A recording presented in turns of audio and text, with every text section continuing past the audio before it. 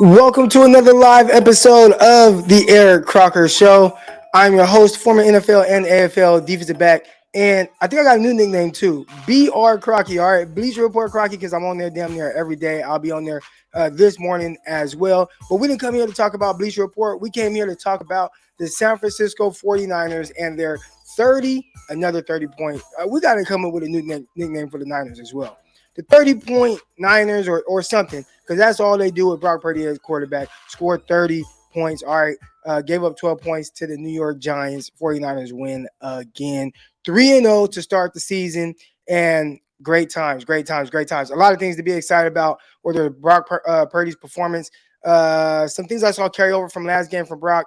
And then all of a sudden, none of those things were a factor. We're going to talk about Brock Purdy, his performance. Was this the best version of Deebo Samuel that we have ever seen in a game? Can't wait to touch on that. George Kittle finally getting his targets. And I had a big gripe with the usage of Christian McCaffrey. But if you go off the percentage of plays, the way they got Elijah Mitchell in there, the way they got Jordan Mason in there, I'm very pleased by what I saw. And the defense. They look like the 49ers defense. We're going to talk about all that and more. Appreciate everybody that tuned in right now. And make sure that you like and subscribe this video. Yeah. All right. Hope everybody's doing great. Of course, the show is brought to you by Underdog Fantasy. Download the app or go to underdogfantasy.com. And when you use promo code Crocky, don't pay attention to this right here where it says they'll double your deposit up to $100, because right now they will double your deposit up to $500. And we win a lot of money yesterday. I actually was pretty much a catch. Isaiah Hodgins catch away from coming up $230, but I came up $30. All right. So I guess that's better than nothing. I think I actually bet with about $50. So I netted a loss of $20. I'll take that. All right. We got Gammon in the chat. Gammon says, it's Friday Dizzle. It is Friday, man. It's Friday. It feels good. And it feels good that, shoes, I don't even got to pay attention to no 49er football for the rest of the weekend. I just kind of get to chill. All right, so San Francisco 49ers coming off of a win. The offense catches fire late against the New York Giants. And I said late, but I'm going to tell you this. All right, we're going to start with this. Now, I hate starting off on like a negative note or anything like that. The San Francisco fan base, I think is getting kind of spoiled. I think the 49ers fan base is getting a little spoiled, y'all. And I saw it yesterday again. I watched the first drive. It was not great. All right. I watched the rest of the first half. I'm not going to say it was amazing, but the words that I'm seeing in relation to the first half is 49ers offense was awful in the first half. Like, it was terrible. It was awful. It was hard to watch. I went into a Twitter Spaces at halftime. Shout out to my guy Chris. He does this. Pretty much every game. He'll go before, he'll go after, he'll go in, at halftime or whatever. He gets the spaces cracking. All right. But I'm listening to the fan base because I got to talk about this stuff. I talk about on Bleacher Report right after. Locked on 49ers, of course, come at you 5 days a week. My co-host Brian Peacock talk to you guys about that right after. And I'm listening and I just hear complaining, like really like crying about a team that's up 17-6 at halftime. Like 17-6. They act like the fans, some of the fans, not y'all in here. You guys are great fans. But a lot of fans are acting like the 49ers were like losing, or the 49ers were like scoreless or something. I'm like, dude, first of all, it's a Thursday night football game. We got to chill. All right, we got to chill. It's a Thursday night football game. A lot of times those games get a little wonky. They get a little weird. But in the midst of that, your 49ers still had 17 points and had given up 6 points at that point.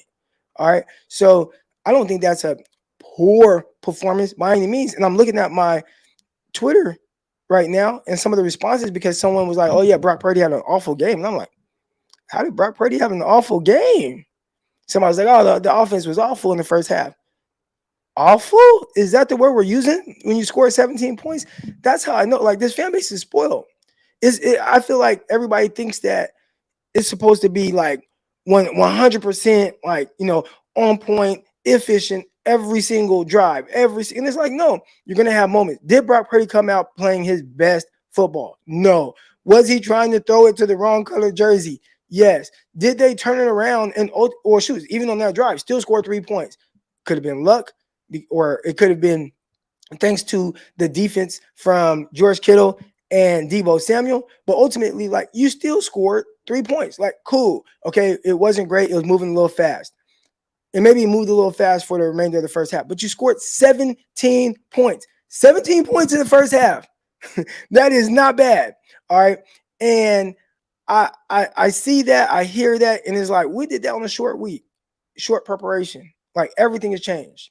All right. Like, that's not bad. Hell, 17 points this week, first half, 17 points last week, first half.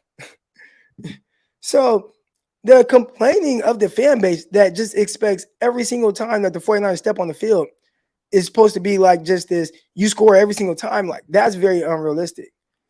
And the amount of people that are calling that offense awful, if you talk to other fan bases, they would love for their team to consistently score 17 points in the first half. This team is averaging 30 points a game. Matter of fact, I'm in a group chat with my brother and them. And, my brother, diehard Dallas Cowboy fan. Can't wait to play them in a couple weeks. All right, but diehard Dallas Cowboy fans in there and all that. And they're like, oh, man, 49ers, you guys don't look good, blah, blah. I'm like, bro, it's a Thursday. We're still going to score 30 points. Blah, blah, blah. What the 49ers score? 30 points. Like, that's what the 49ers do. So, y'all, we got, as a fan base, can we relax just a little bit? All right. Like, it's a good team. You're okay. All right. It doesn't have to be perfect every time. But the fact that fans, again, this is the spoiled part of it. The fact that fans are saying when you scored 17 points, you had an awful, using that word. And maybe I'm looking too far into that word, but I'm seeing that all up and down my timeline. The fact that fans think that is an awful first half. I don't know. Let's get into some more positive. All right. And we definitely have to start with the performance of Brock Purdy. Brock Purdy came out and it looked a little shaky. He's throwing off his back leg, he's throwing near interceptions, and it's clear that the pressure from the New York Giants, who we have found out now, blitzed him on 87% of his snaps. All right, 87% of his snaps, or 84% of his drop back passes. All right. Obviously early on, I think that kind of got to him. And the one thing that I always like to see, it's not about how you start, it's about how you finish. And as it pertains to Brock Purdy so far, we've seen him start off hot. We've seen him now start off poorly, right? Like that first drive, it was shaky to say the least. It looked weird. He was throwing the ball into traffic. He was throwing the ball into trouble. But luckily, got some good players. I think Kyle Shanahan recognized this, and Kyle said, okay, I'm going to reel you in just a little bit. I'm going to get you a little bit of help. We got some studs. We got some weapons. We are going to make it to where whatever they're doing right now, we're going to kind of offset that. And he did it with screens. So he threw some screens to Deebo Samuel. He threw some screens to Christian McCaffrey, got the offense going. Boom, you're moving. Cool. You end up scoring some points. Again, was it an amazing first half? No, but it was like, okay, we made the necessary adjustments. And from that point, it was very clear that it started to settle Brock Purdy down a little bit. And I saw people saying this was his worst game. And now I'm thinking that, I called the fan base, a little spoiled for how they looked at the first half and said that's awful when you score 17 points.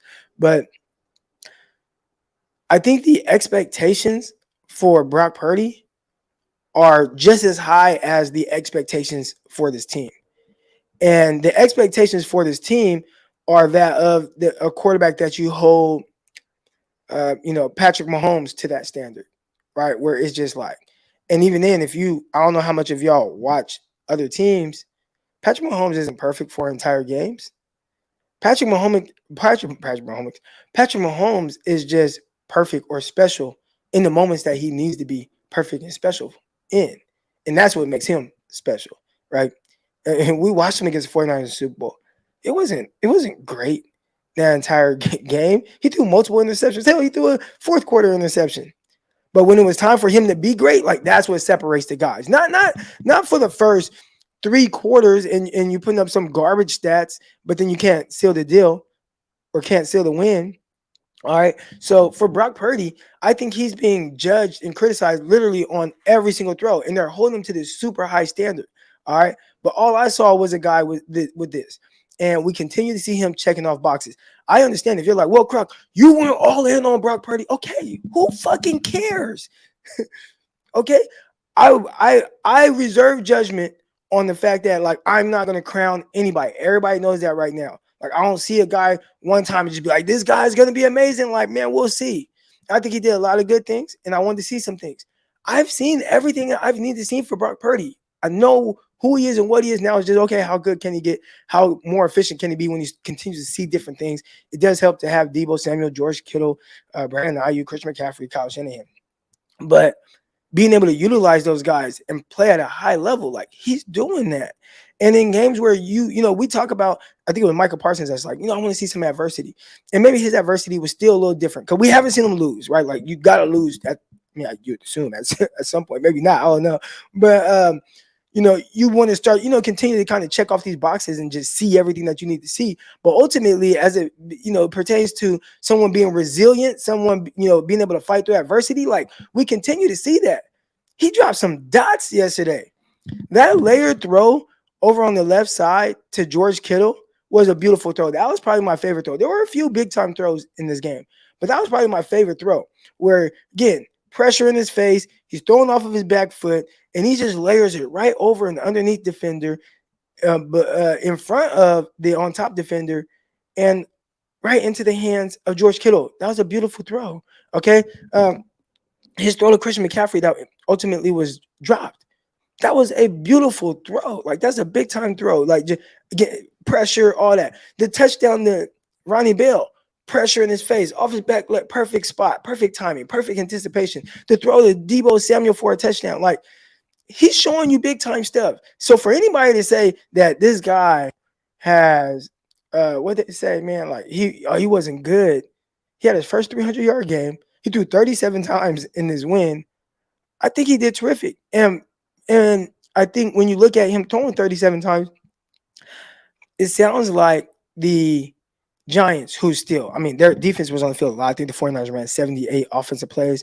49ers ran the ball a ton. We're going to talk about just kind of Christian McCaffrey and that whole thing. But I don't know what 49er fans are expecting. And maybe it's for this team to be perfect on every single drive, but ultimately they are what they are. And I think they are a very well-oiled machine. They have shown now back-to-back weeks that they can they go through some little adversity. They're able to overcome that and make those changes mid-game. Will there be a time where maybe for an entire game they're off a little bit? Cool. But will that be the norm for this team? I don't think so. And I don't think it's going to be the norm for Brock Purdy as well. So I think Brock Purdy played extremely well. I think he was under fire this entire game. I think the right side of the offensive line for the 49ers stinks with Spencer Burford and McKivitz, and he's fighting through that. And I think he did a good job. He was efficient. He did good. He had a shaky first quarter or first drive. I think he bounced back. So he continues to check off these things that I want to see. And as it pertains to like what the players see from him, as far as being that leader, as far as being that guy that's leading this team, I'm all in. I am all in. So it's been kind of weird, man. It's been kind of weird with how they view him. They're holding him to this like dude still has like 8 regular season starts. 8. And he's played in what? Like he's played in like 3 more games, right? Because 2 postseason, really 3 postseason. So 4 more games. And then the game that he came in against the Miami Dolphins. All right, so I think he's doing a terrific job. I'm very pleased with what I've seen. I'm very pleased with the on-the-fly adjustments I've seen from him. I've been very pleased by seeing him fight through a certain level of adversity at what has been thrown at him and how he adjusts to it without getting rattled for an entire game. Good job, Brock Purdy.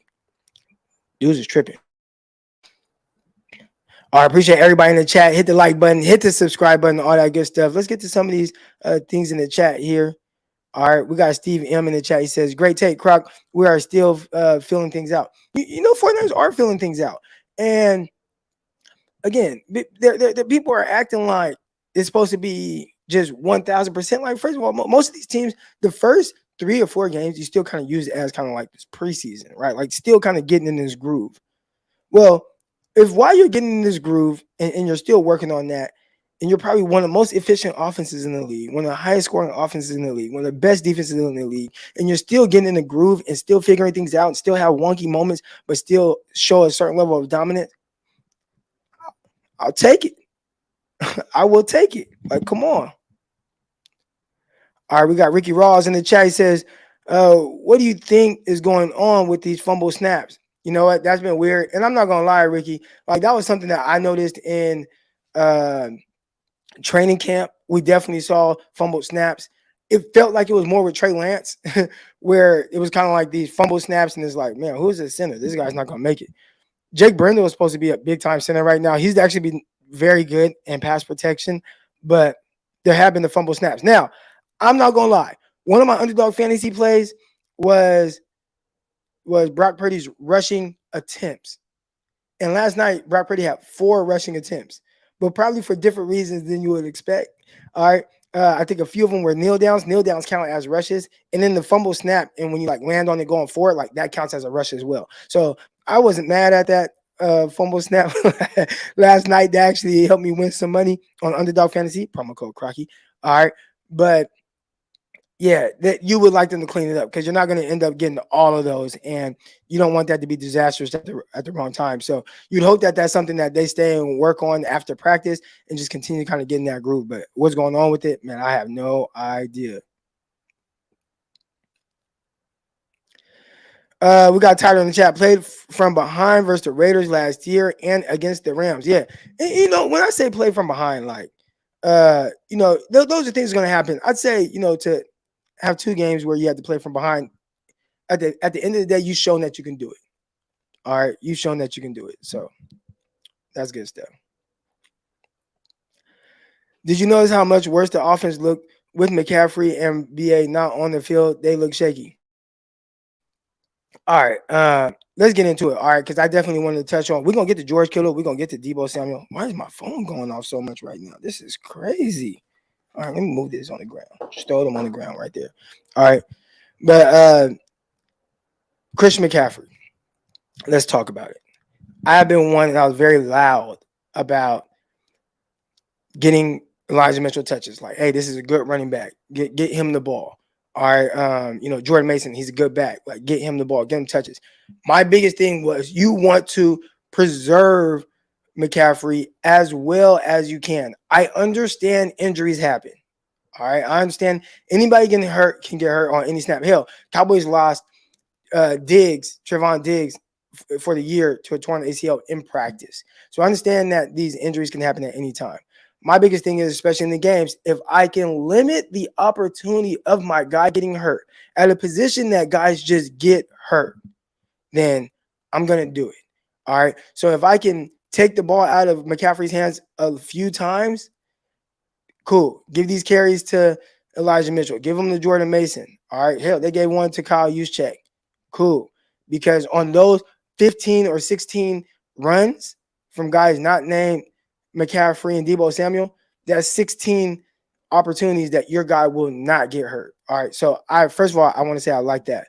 Now, as far as the offense looking worse, I actually thought early on Elijah Mitchell ran the ball very well. I thought he ran the ball well. I thought he moved the ball. I thought he ran hard. I thought he did a good job. You know, we're acting like Elijah Mitchell had like, you know, I don't know, 5 carries for 10 yards, like did against the Pittsburgh Steelers. His yards per carry dropped at the end of the game when they were just kind of trying to run out the clock the last couple of drives.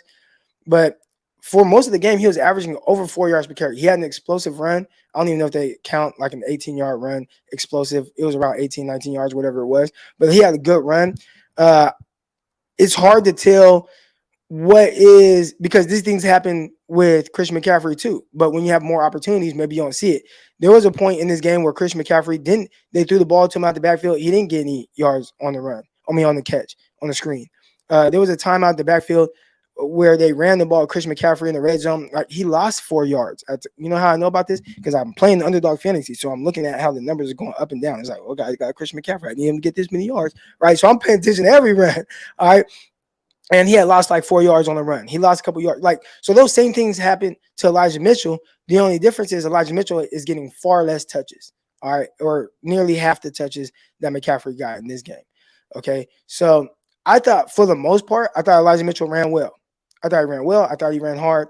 But obviously, at some point when the team was like, they're just gonna run the ball, he ran into a wall. But he was averaging over 4 yards per carry prior to his last drive that he played before Jordan Mason came in. Okay, so how much worse it looked, I don't know. I will say early on, and again, as it pertains to Brandon Ayuk and not being on the field, and how much worse the offense looked.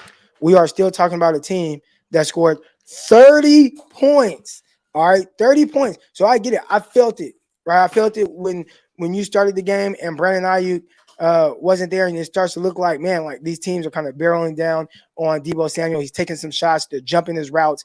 Like, man, I think Brandon Ayuk really serves this purpose of kind of like opening up the middle of the field with whatever he's doing, pulling coverage, whatever, right? And we talk about how Deebo Samuel helps Ayuk. Maybe Ayuk helps Deebo and the offense as well.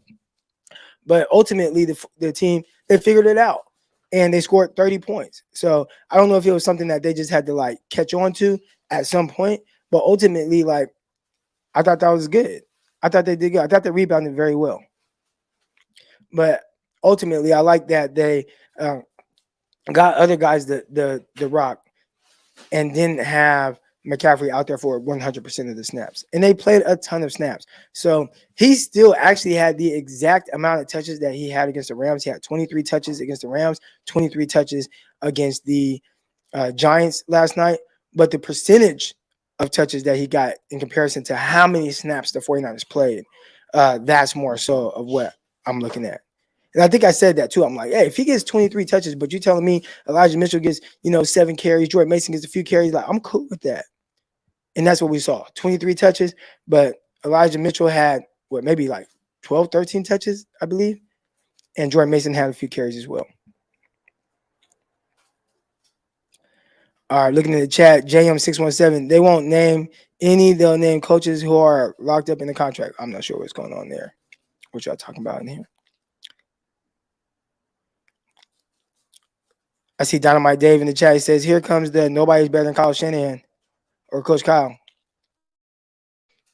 I think Kyle Shanahan, he is really good at what he does. All right.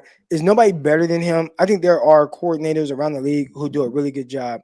I've talked about how Kyle Shanahan, like, one of his specialties is putting defenses in conflict, right? Like, if you're a hook defender, he understands like what your rules are and using your rules against him to get the look that he wants. And then all this, it's on Brock Purdy to be able to execute that and see the same thing that he's seeing. I think there are a lot of coordinators in the league that understand how to manipulate defense. He might do it at one of the higher levels, but yeah, like, I think that the Giants offense was stinky. Right? Like, Giants offense yesterday was stinky. It felt like there was no rhythm to it. There was no flow to it. Now, maybe the 49ers are that good.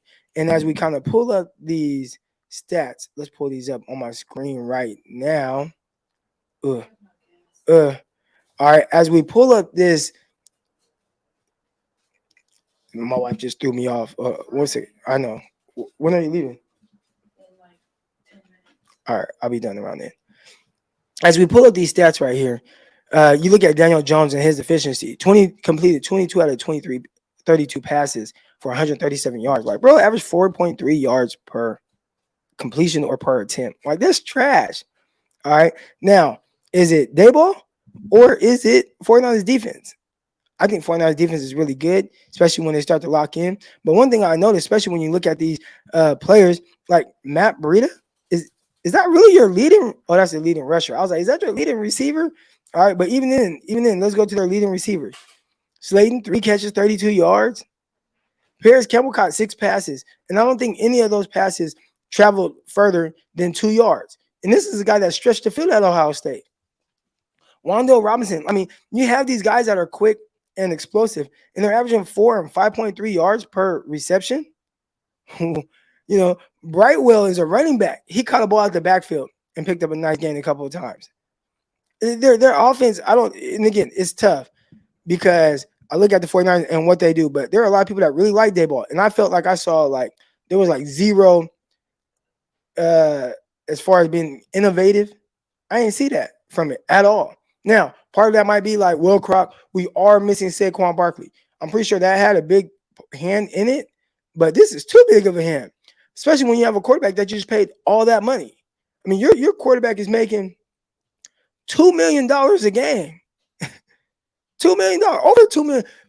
Daniel Jones makes over $2 million a game. Brock Purdy makes $900,000 for the entire year. Get your quarterback to execute. Get him to execute. Them not having Saquon was a huge blow. The Giants are not very good.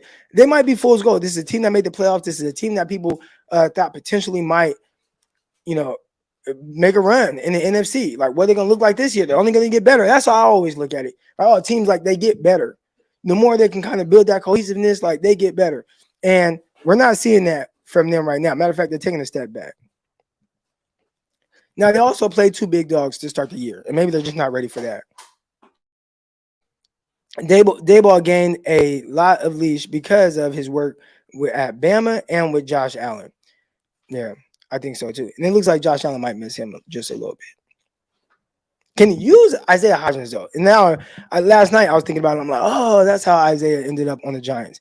Isaiah was with the Buffalo Bills for the first few years, and they had let him go. They were going to try to bring him back on practice squad, and the New York Giants ended up picking him up, and he did a good job. They didn't use him last night at all. He had one target. Like, what are we doing, Deebo? We see Michael right here in the chat. He says, I don't know why they don't use Waller more. They actually, I felt like, how many times they targeted him? 7 times? What was it? Darren Waller, 7 targets. He just had 3 catches.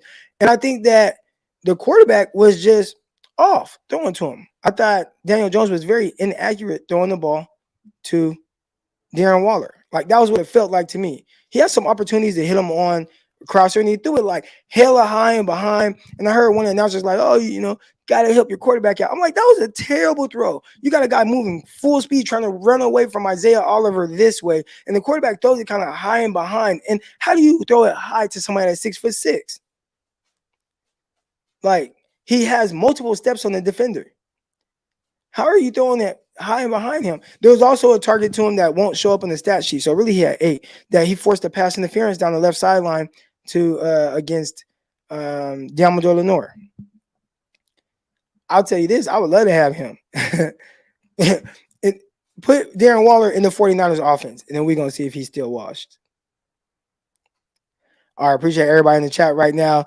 Let's talk a little bit about Deebo Samuel, George Kittle, and what they did in the absence of Brandon Ayuk. All right. As you can see right there on the screen, we got their targets, we got their receptions, and I talked about this being the best version of Deebo Samuel that I've ever seen.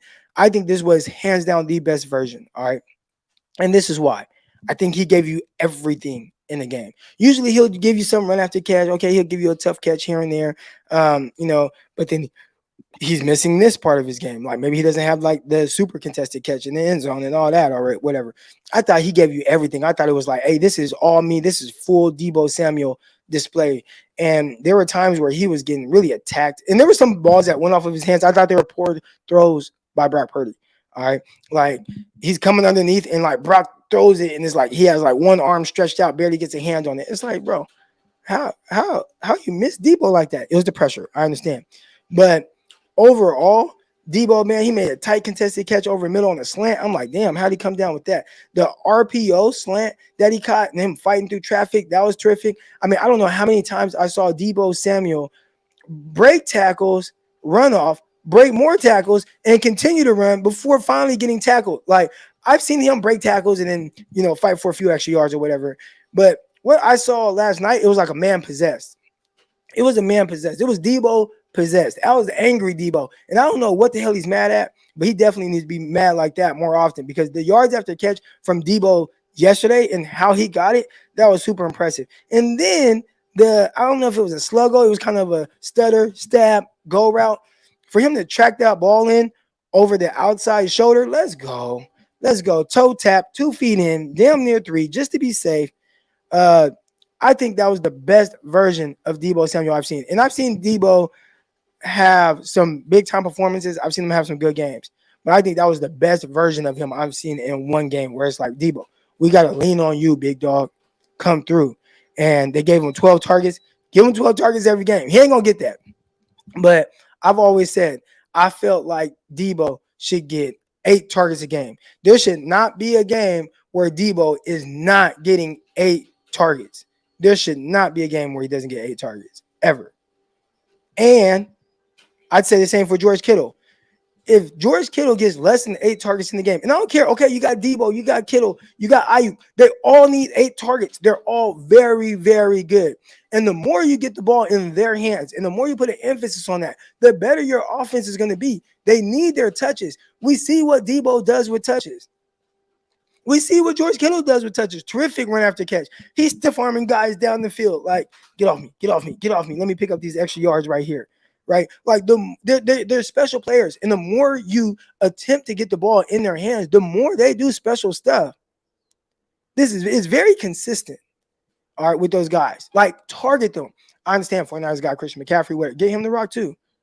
But Deebo Samuel, Brandon Ayuk, and George Kittle, they each at the very least need 8 targets each per game. That is 16, 24 attempts. So I don't know how many passes Brock Purdy's going to throw. But out of his, if he's throwing 30 passes, 24 of them need to go to be allocated to those 3 guys. 100%. You can't stop all of them. Keep feeding those guys. And if you want to give, 2 passes to Juwan Jennings, 1 to, Ronnie Bell, another 1 to whatever.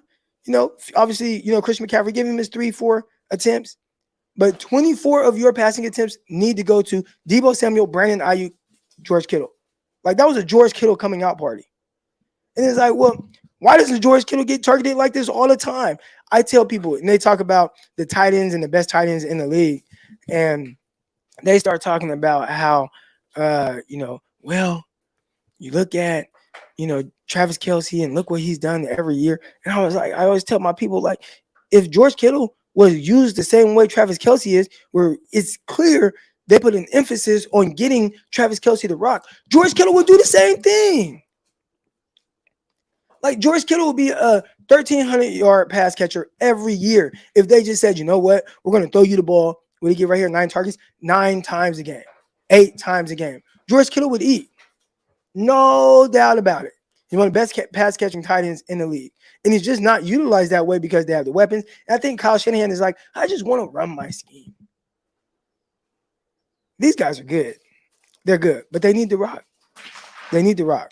Get them to rock more. All right. And I don't know how they're going to do it. They got a lot of mouths to feed, but I don't care. George Kittle is special. He is for the 49ers, generational tight end for the 49ers. Generational tight end around the league, I don't know. He's different for sure. Deebo Samuel, get him to rock. Like, your offense is better for it. Last thing I want to touch on real quick, we got Nick Bosa. Nick Bosa has done, a terrific job to this point, working his way back into shape. Obviously, the sacks haven't been there. If you look at PFF, the grade is really good.